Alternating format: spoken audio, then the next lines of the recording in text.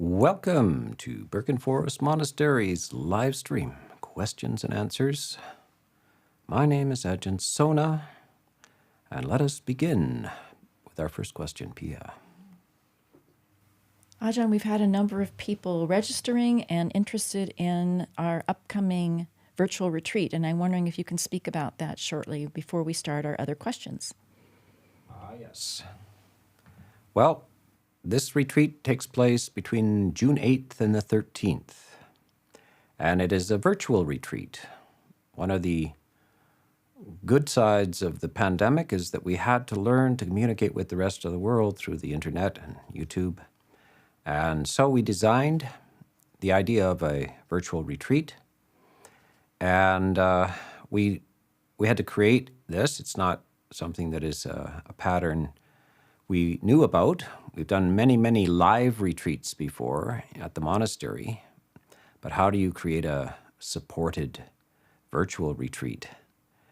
So this retreat will be somewhat unusual. I think it's quite rare to find these things taught in retreats. So this is about what are called the four elements, primary elements of nature: earth, water, air, and fire, and the four primary colors: blue, red, yellow, white.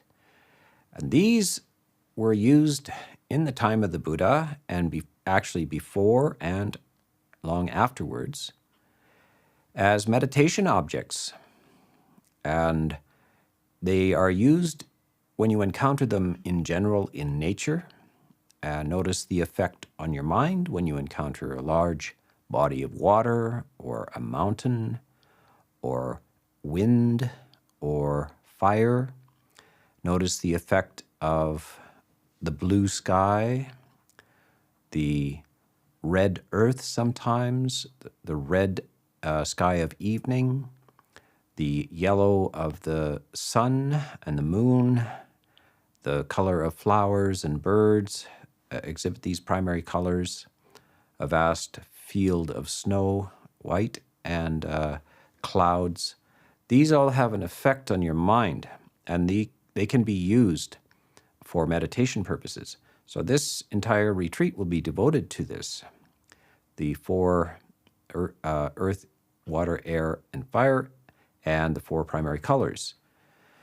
So please attend. It's free and available. If you like to register, that it's interesting for us because we have a sense of how many people took the retreat, and we ask those who register just like, how did it go? How could we improve? Did it help you? Did you feel supported? And things like this. So this is upcoming shortly in June, and we are preparing now for this. So let's go on, Pia, to the next question. Ajahn, our first question is from the live chat from AS in Florida, United States. Is the Shakespeare quote in your book, Life is a Near-Death Experience, pointing to right effort? And the quote is, "And by opposing, end them." Thank you for the opportunity to ask. Well, for those who are not Shakespeare scholars, this is part of the famous quote, "To be or not to be," Hamlet. Hamlet is struggling in life, and he's wondering whether it's worth it. And he's asking himself, to be or not to be? That is the question. So what is he contemplating there? He's actually contemplating whether he just might as well terminate now. In other words, suicide. It's so much trouble and burden that should you try to continue to exist in all of this, in the outrageous slings and arrows of your fortune, or should you just finish it now? And by the way, this quote goes on. What the really intriguing part is, he's contemplating this, and then he thinks to himself, it's like going to sleep. Like death will be like going to sleep, perchance to dream. Ah, there's the rub. So these are all famous sayings. Ah, there's the rub.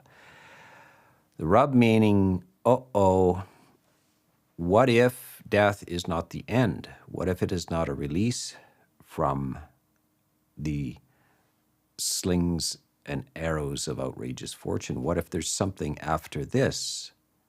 Like dreams are. When you go to sleep, then you dream, and your dreams can be troublesome. So then his determination or his easy out diminishes. So death is not necessarily a solution to things. But if you want a greater in-depth explanation of this, please read the book, Life is a Near-Death Experience, because it will expound on this whole topic, the nature of life being a near-death experience. In other words, you're always hanging by a thread. And this is the way the Buddha urges people to practice. You're not safe, and then suddenly accidents come your way or difficulties come your way. Life is always a blink away from death.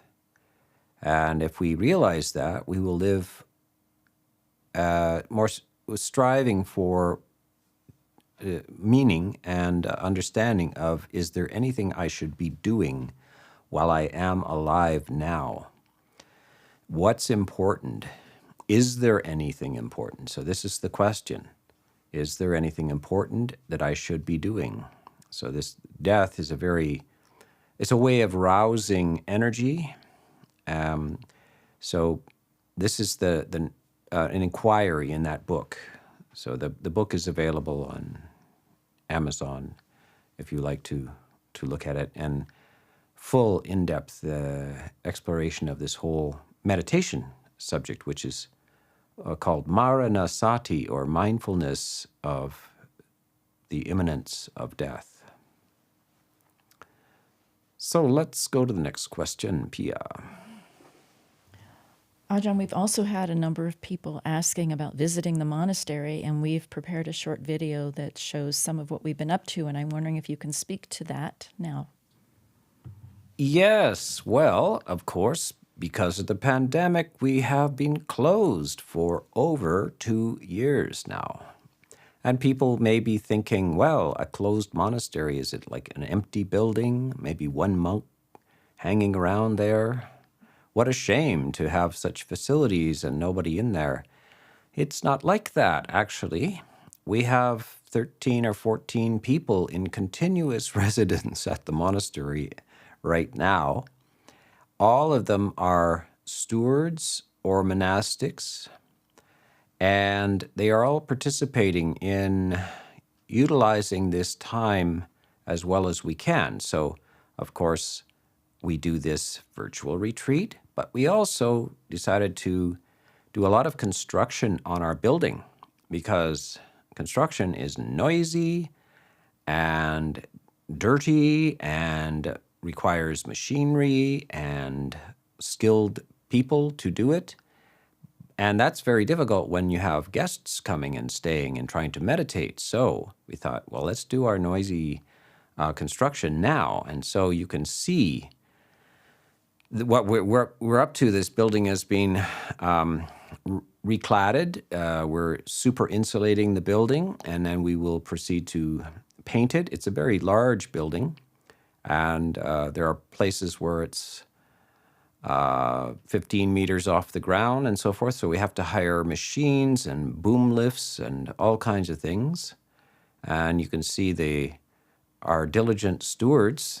Those are voluntary people who live at the monastery and are primarily interested in meditation and Buddhism. And they are picking up all of the trades of carpentry, etc. And this is how we get things done at the monastery.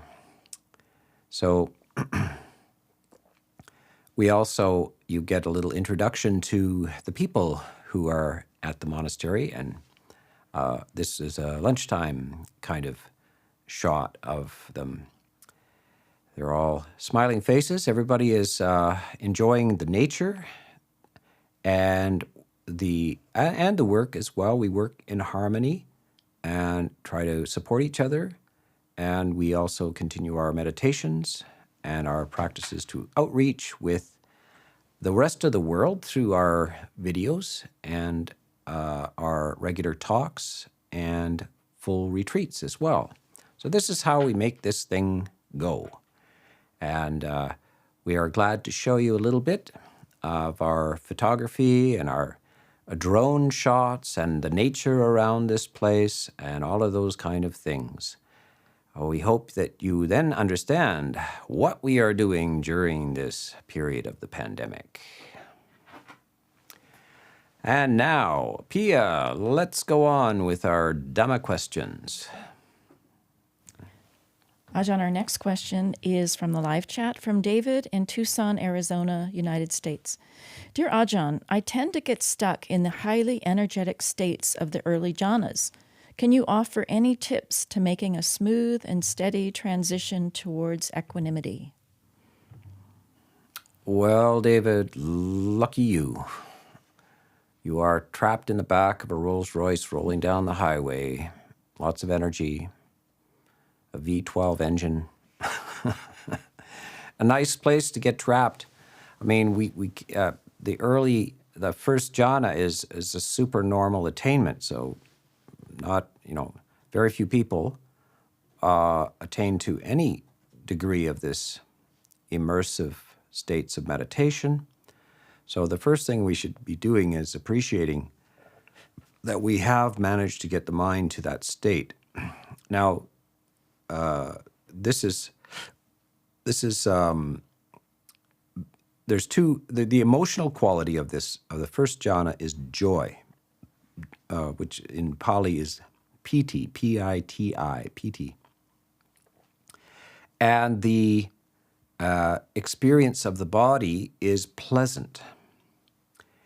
And so it's not something that is obnoxious in any way. It's wonderful. It's arrival, the abandonment of the 5 hindrances. So if you have the first jhana, you do not have, you are not being plagued or harassed by greed, anger, agitation, sloth, or doubt. 5 hindrances have subsided, and that is the mark of the first jhana. And joy and ease of body has arisen. The only reason we want to go on is that joy itself, there are even more refined states than joy. So you're kind of you've gone down to a lake. Imagine this, that you've gone down to a lake. You left the noisy, dirty city behind, and you've gone out to nature. You've already feeling better. And you've gone down and sat at the edge of a lake, and you're thinking, how wonderful. I wish I could just stay here forever. And there's wind blowing up waves and ripples on the surface of the lake. And it's very refreshing, it's joyful. There's energy in the experience. But as you sit there, the wind dies down, and the surface of the lake becomes calm. And eventually it becomes so calm, it becomes mirror-like.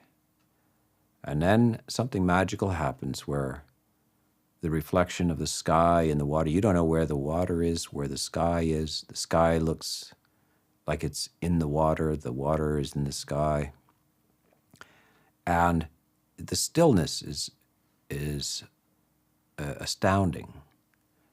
So that is how the transition from the first jhana into the second and third jhana is made, is that the wind is creating this, the waves. So the wind symbolizes energy, and that energy must be refined. There's nothing wrong with energy. We must maintain energy, but it's slightly excessive, and so the experience of joy is the lovely dancing waves, but there's something even more beautiful where it's a mirror-like surface of water. and the mind can get to that. Now, one of the advantages of getting to a smoother surface is that you're farther away from the world. The disadvantage of the first jhana, I mean, it's a wonderful place to be. The first of these deep meditations is its only problem is it's a little too close to the world that your mind apprehends. So it's easy to drift out of and into the world of sights and sounds, smells, tastes, touches, and discursive activity, because there's still some thought processes going on in the first jhana. Inner dialogue can go on, but it's on a specific topic. But that can easily veer off back into the world. You start to think about what you have to do at the office, or etc. So it's just a little too close to the world. So maybe when you're sitting on the edge of that lake, you can hear traffic faintly in the distance.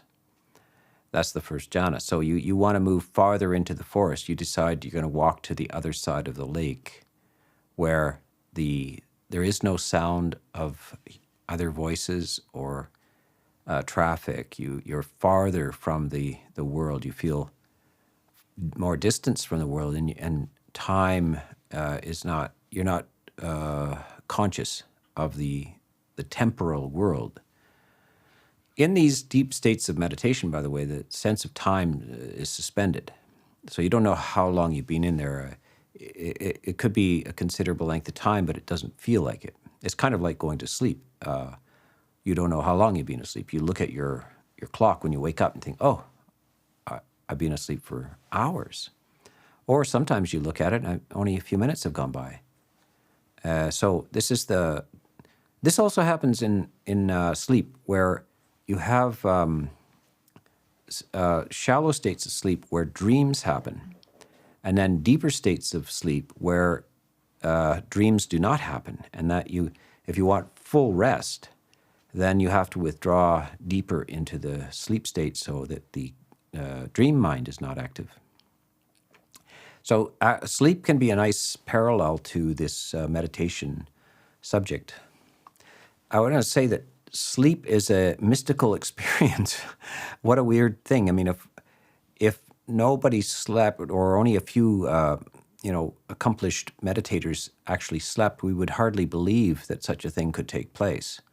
The humans could simply withdraw into this hard-to-explain state for 8 hours. And you would think, oh, come on, that can't be true. They go to different worlds, they have all kinds of adventures, and yet their body is motionless, their eyes are closed, and they wake up refreshed. What a weird, mystical experience it is, sleep. But we do it. 8 hours a day, people sleep. And by the way, if you can't sleep enough, you will be driven insane. You need that refreshment of sleep. But even in the waking mind, we also can be driven insane by the excessive activity of our thoughts, the scatteredness of our thoughts, the endless interaction with the world. So meditation is a place for rest and refreshment, which is not sleep. So think about those in parallel. Well, Pia, let's go on to the next question. Ajahn, our next question is from Neil in Elgin, Moray, Scotland. After developing metta in morning meditation, I seem to lose it when I begin to engage with thinking about the day and checking the news online, etc. Any tips on maintaining metta throughout the day? Yes, Neil. The first thing is to be more careful about your exposure. Why is it that you feel compelled to expose yourself to the news the first thing in the morning? Maybe that's not a great idea. You can be more selective. Perhaps you should. There's a lot of things that we don't really need to know about.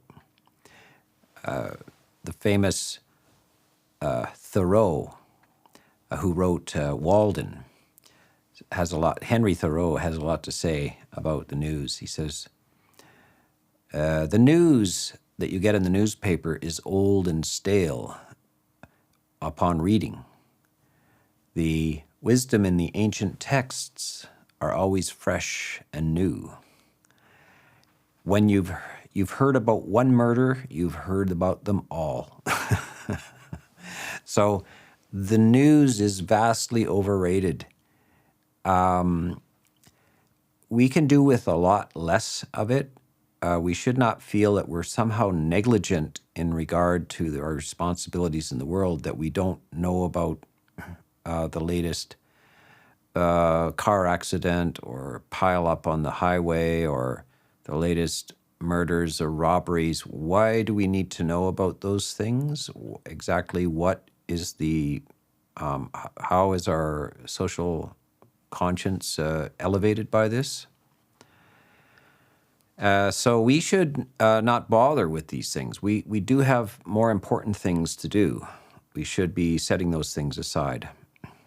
Sometimes I advise people to watch only the local news, and they ask me, what do you mean, the local news? I say, whatever happens about 8 feet around you, that's the local news.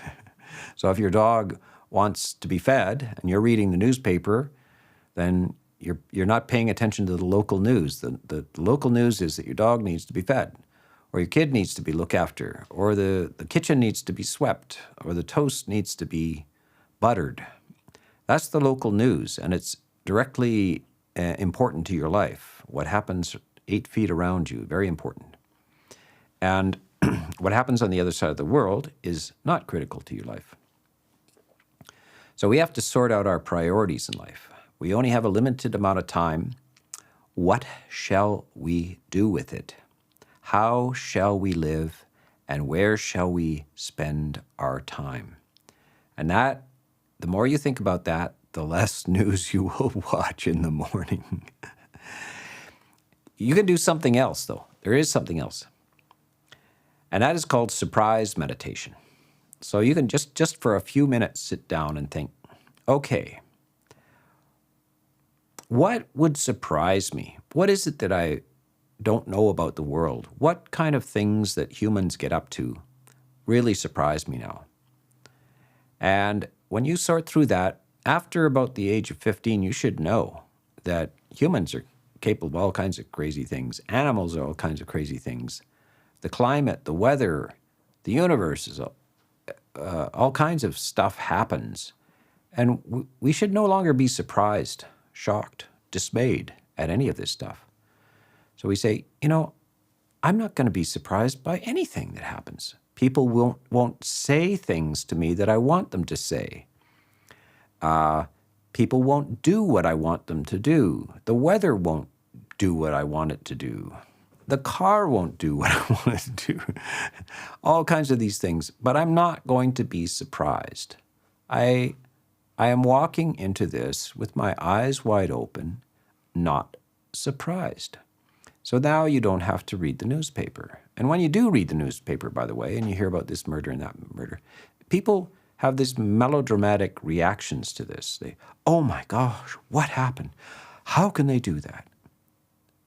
Well, you should know by now that people do these things, and there is no surprise to it. And there is no need for a melodramatic reaction to these things.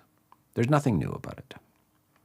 So this is the way to take the wind out of the sails of this engagement with these news, which is a form of entertainment, a form of distraction, a form of manipulation, etc. So we need to get on with the really important stuff in our lives.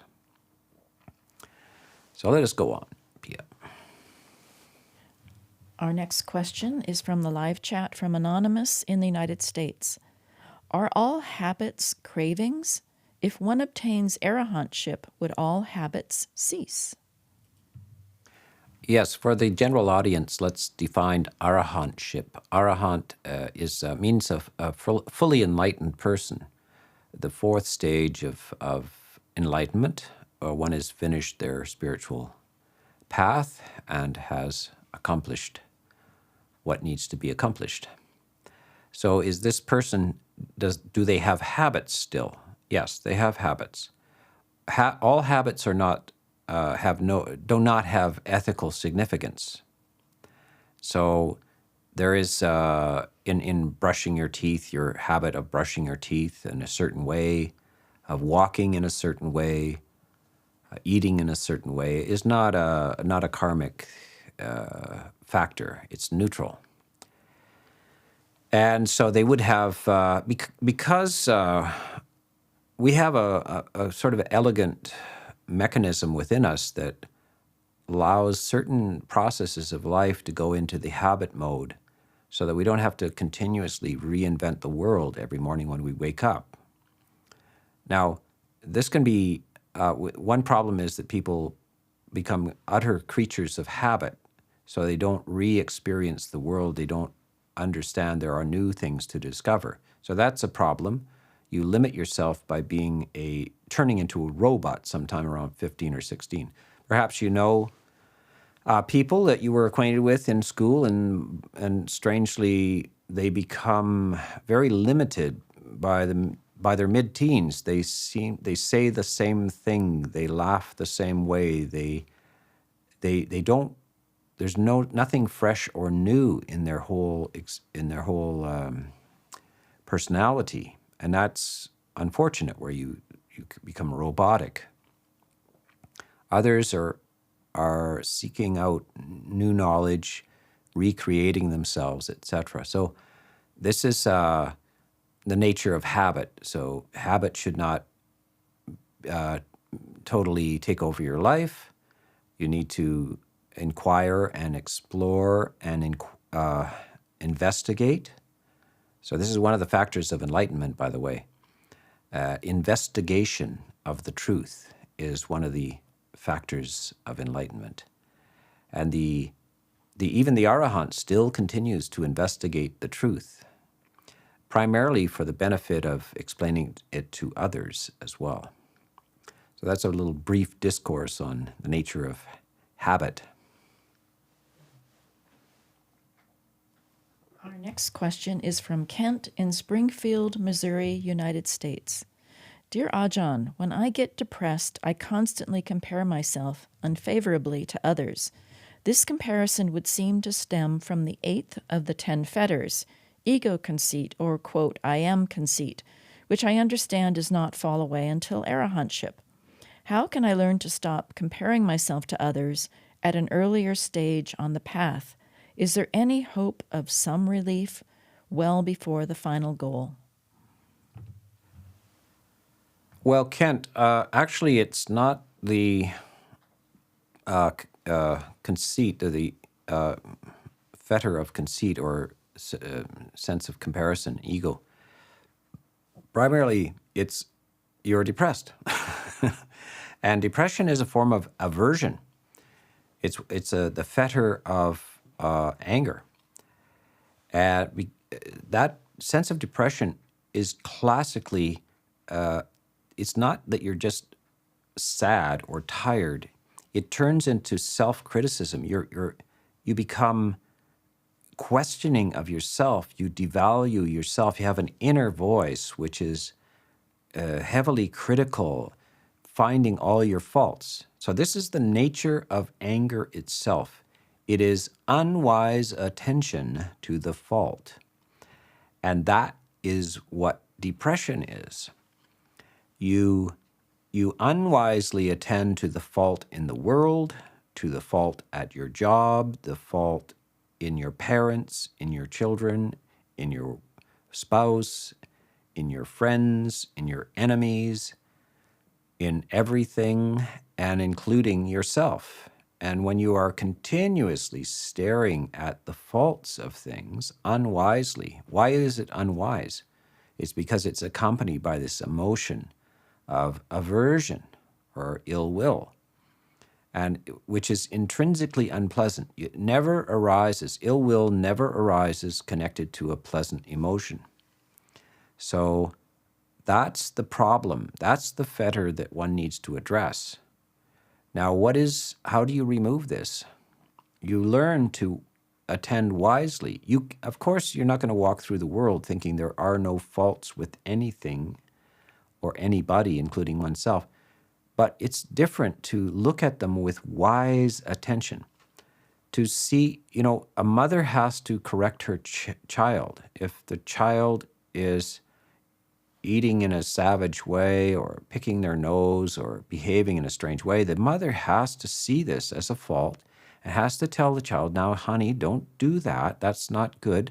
People don't like it when you do that. And you want to be able to get along with other people. But the mother is not angry at the child.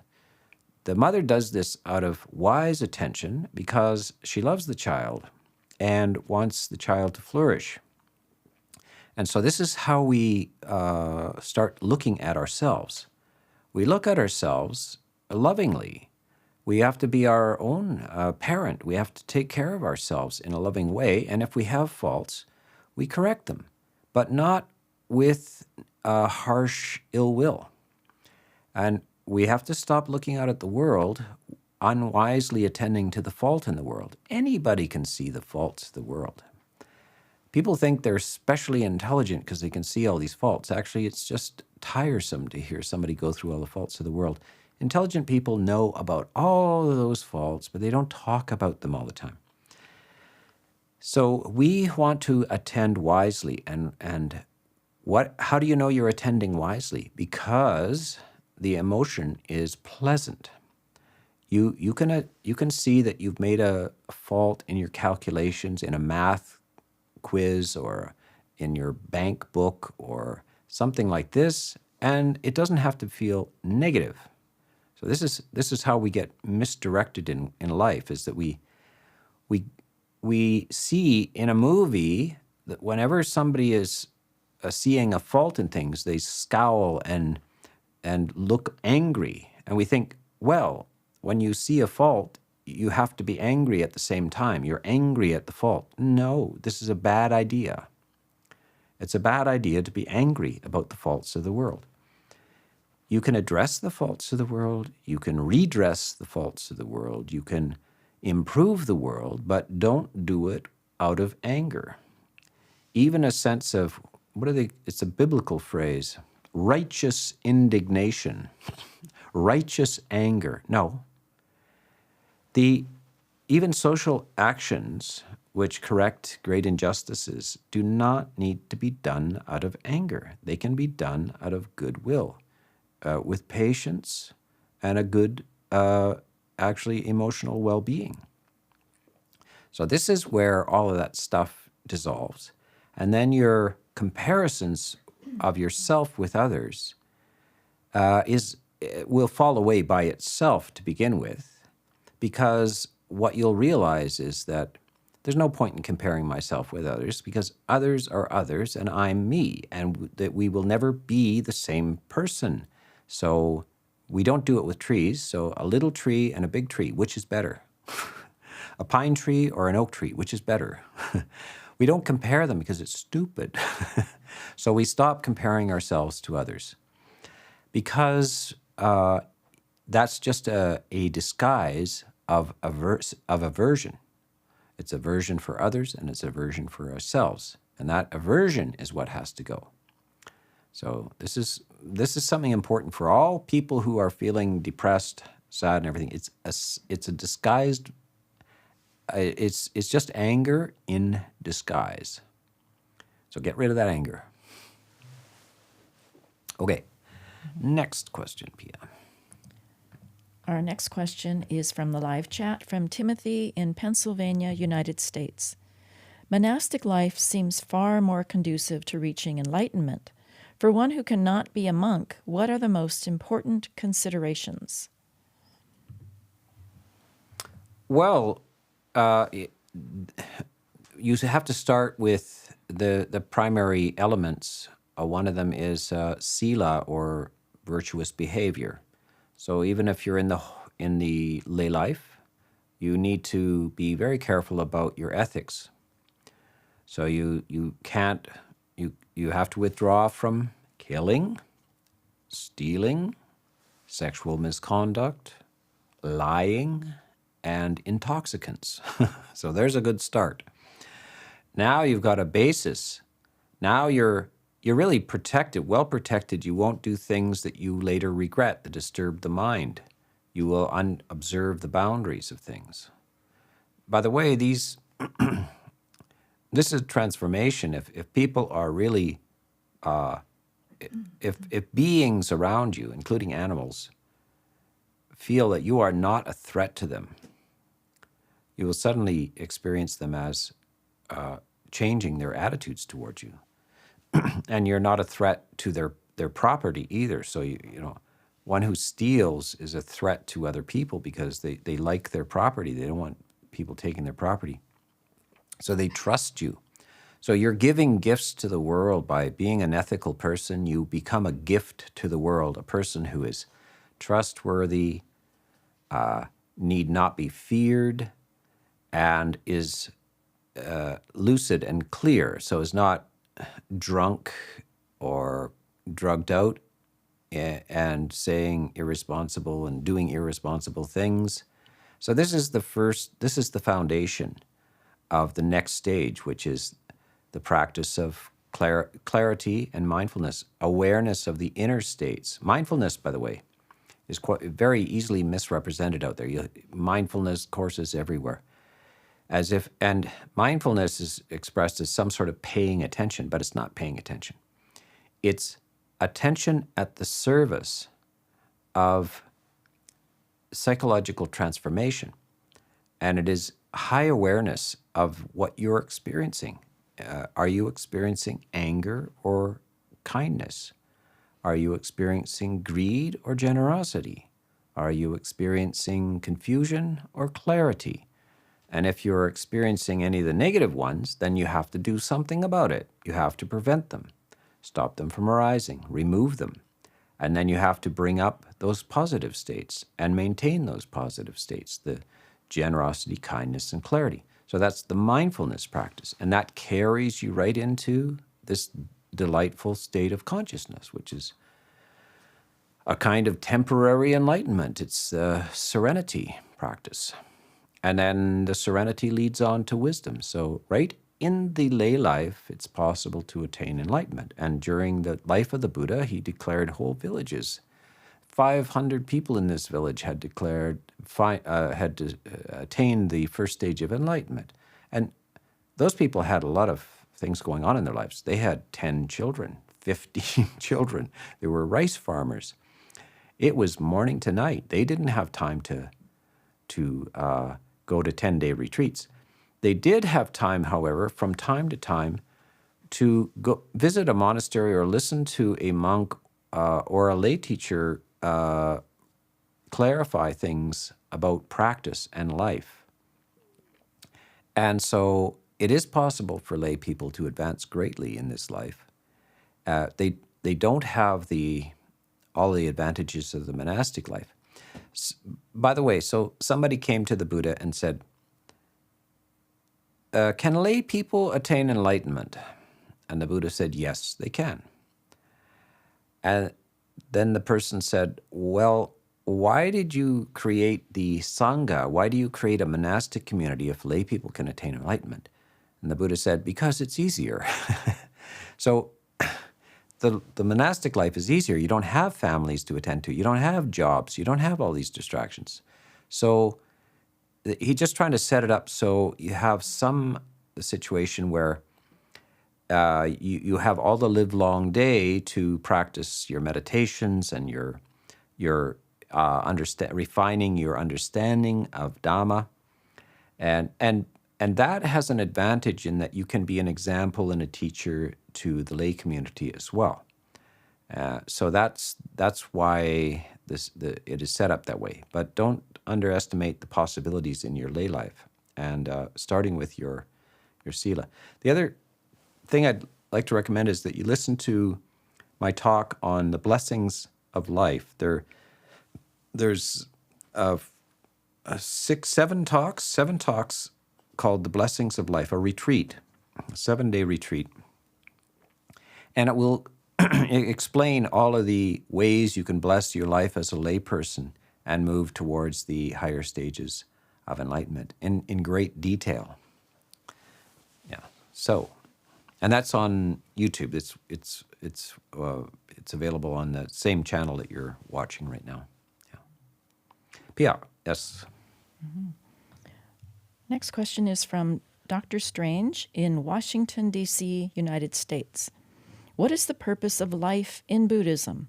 Is it about developing insights so that we may live wisely? Is it about reducing sufferings and living a happy life? Well, there are different levels of the game, and not everybody will immediately aspire or benefit from the highest goal. The highest goal is the attainment of nirvana, or as we say in Pali, nibbana. And that is a kind of inconceivable final goal of ultimate freedom from all suffering. That is a very high goal, and certainly to be aspired to by anybody who can understand it. So that is the meaning of if you are on that path. That is the meaning of your life. The meaning of your life is to attain that experience of complete cessation of greed, hatred, and delusion, and the attainment of unshakable, irreversible peace. And so that gives you great meaning, and that process goes on until you attain it.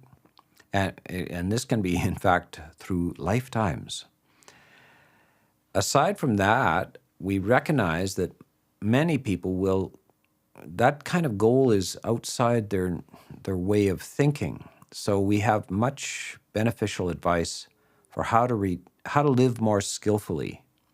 And as you live more skillfully and cultivate the positive emotions of goodwill, of loving kindness, compassion, sympathetic joy, joy in the joy of others, and perhaps equanimity, you will also the answer to what is the meaning of life will recede, and the feeling that you are on the right track will arise, because the sense of meaning in life is not something you work out intellectually, it's something you work out emotionally. When you're onto it, the question, what is the meaning of life, fades away, and the feeling of I am onto it rises. So we have all kinds of good practical advice for everybody, how to improve the quality of their life, diminish the randomness and meaninglessness of their life, and increase the emotional well-being and sense of clarity and purpose. And then they can possibly move on to higher stages of conceiving of this ultimate goal of nibbana. So that is, in brief, to Dr. Strange. Yes. Next question is from the live chat from Charlie in New York, United States. Dear Ajahn, how might a Buddhist go about setting boundaries with people? Well, it's very important. The first thing is you have to understand, you have to really believe that your time is valuable. And nobody gets to treat it lightly. And you don't have to justify that. You don't have to say, well, I'm only working part-time at the gas station. My time isn't valuable. Yes, it is. Your life is valuable. And if you don't value it, nobody else will. So you got to say, I have some work to do in this life. I'm wanting to find out how to live properly, and that requires whatever it takes. I need time to sleep. I need time to eat. I need time to make a livelihood. I need time to meditate, to contemplate, to gather information, as you are doing perhaps right now in listening to this. and inquiring, and this is valuable. It's not about money, it's about value. And your life is intrinsically immensely valuable. And if you don't believe that, then others will cross your boundaries. But when you believe that, you will clearly tell people, you will say, I don't have time to go to your meaningless dinner party because I have an appointment with my meditation. So you need to value whatever it is that you like to do. You need to say, this is valuable, and I don't have to justify it to anybody, and nobody should be intruding into my time meaninglessly or unnecessarily or wasting my time. So this is where it is wasting my time. Nobody gets to waste my time. So this is how you think about this, and that will just naturally create these boundaries for you. Our next question is from the live chat from Sun Tzu in Florida, United States. Dear Ajahn, do we have the right to kill or be killed in self-defense when there are no other options? Well, this is a very profound decision that one makes in life, is that, and you see this not only in Buddhism, but in other religions as well. It's where the rubber meets the road, and you decide that, keeping the option of killing people in your back pocket to protect yourself, etc., is like, you've got to keep that all the time. So are you ready at any time to kill? And when you live like that, it means that you're trying to protect your life, and you're living in a state of more or less preoccupation with saving your life by any means. So this is what the kind of realization that perhaps a wise person has is, I don't want to live that way. I don't want to live in a constant state of armed resistance, like I'm inside of an armed camp, and anybody who intrudes in there gets killed. It's just, I don't want to live that way. To me, it's a higher value in life to live without fear. It's not the quantity of your life, it's the quality of your life. So when you set down your weapons and you decide, I don't have a backup plan about how to kill somebody else, that's whether they're attacking me or not, I don't have the backup plan. Because I'm interested in the quality of my life, not just the duration of my life. By the way, in history, of course, there's all kinds of religions that have absolute pacifism. Some of the Protestant Christian groups are pacifist.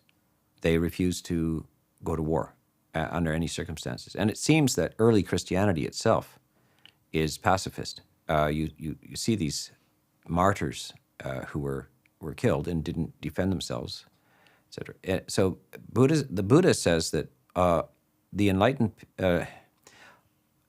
from the first stage of enlightenment on, the enlightened person is incapable of intentionally killing, not just another human, but another being. So you can't formulate the intention to kill and carry it out. It doesn't mean that you can't defend yourself in some ways, like if somebody attacks you, you push them away or even strike them, etc. It's that you abandon the idea of intentionally killing. And so this is the idea. You think about people in a family where somebody in the family is mentally ill or something and possibly dangerous, but the family doesn't formulate the idea to kill them. They try to manage them because they understand the person is acting out of craziness. And sometimes actually they end up being killed by that person, but it doesn't occur to them to kill that person. What they try to do is restrain them and understand them and help them and etc. So that's the kind of the attitude. But this is a bold decision in life. This is where separation occurs when you decide, I am not going to live a life of paranoia, always hoping nobody will kill me. I can't live in that state. I'm going to abandon my fear of death itself. And I'm going to presume that living a good life, an ethical life, is more important than even staying alive. So that's the essence of this attitude. So I think we have time for one more question, Pia. Ajahn, from the live chat, we have two similar questions that I'll combine. One is from Bob in Texas, United States, and the other is from Patricia in Brazil. And both are asking how to go about skillfully getting rid of anger. Well, it's a delightful thing because you first have to recognize that it is a very unpleasant. So the Buddha categorizes this as a great stain on the personality, but easily gotten rid of, or the easiest of the stains on the personality to get rid of. So greed, hatred, and delusion are the great stains. Hatred is a great stain. Anger is a great stain, but it's easy to get rid of because, first of all, it's unpleasant. So it's intrinsically unpleasant to have it. So it's an easy motivation. Wouldn't it be nice to walk around without, let's say, what does it feel like to be with your friends? It feels relaxed. You're not angry, and you enjoy them. You always look forward to being around people who don't make you angry. So if you were not angry, you would always be around people who didn't make you angry, because the anger comes out of you. It's not delivered from outside of you. It's created from within you. So you have to see all the advantages of non-anger and the beautiful feeling of friendliness. So you're looking for pleasant experiences. You're looking for much more pleasant emotions. And again, I want to reiterate that the cause of anger is unwise attention to the fault. So you look unwisely at the dent in your fender, the mole on your nose, that somebody else talks in an annoying way. You unwisely attend to that fault. And why do we know it's unwise? Is because it's accompanied by a negative emotion. So you can see the fault in others, but without being angry. So we're saying, just realize the intelligence of this, to abandon the emotion of anger, and that do not pay attention, in your process towards this and your progress towards this. Stop enumerating the faults of the world and yourself. Stop talking to yourself about all the faults in the world, because it's a negative, wasteful use of your life. And it doesn't mean that you are stupid anymore or you can't see any faults. It means that you are quite capable of seeing faults without being angry about them. So this is the course of this. And it is something that you start at the beginning of the day. Say, I have to give up this idea about criticizing the world and myself all day long. Why would I do that? It only injures me. So then you just keep catching yourself and make sure that every time you do that, say, this is not necessary. I must be mistaken here. I don't need to feel this way. So that's how you undertake this voyage to non-anger. Okay, Pia, let's wind up this, and perhaps Pia has something to say. Thank you, Ajahn. I just want to remind everyone about our retreat that Ajahn spoke about at the beginning of our live stream. The entire retreat schedule will be posted on our webpage on June 1st. And the way to find that is our website, Birken, Birken.ca, /elements, and that'll take you to the retreat page. Again, the full retreat schedule will be posted on June 1st, that's Pacific time. And on that same page, you can register for the retreat, and we hope you will do so. This is also our final live stream before the retreat begins on June 8th. So for all of you joining us today, thank you. And we hope to see you at the virtual retreat.